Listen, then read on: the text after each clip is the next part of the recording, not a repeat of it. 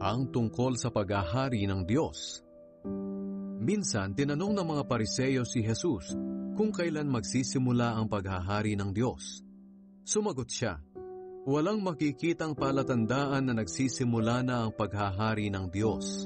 Kaya walang makapagsasabing, dito maghahari ang Diyos o doon siya maghahari, dahil naghahari na ang Diyos sa puso ninyo."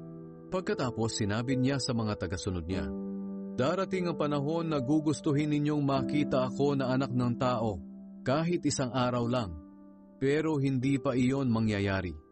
May mga magsasabi sa inyo, naroon siya, o nandito siya. Huwag kayong sasama sa kanila para hanapin ako. Sapagkat ako na anak ng tao ay babalik na tulad ng kidlat na nagliliwanag sa buong kalangitan. Ngunit kailangan muna akong dumanas ng maraming hirap at itakwil ng henerasyong ito."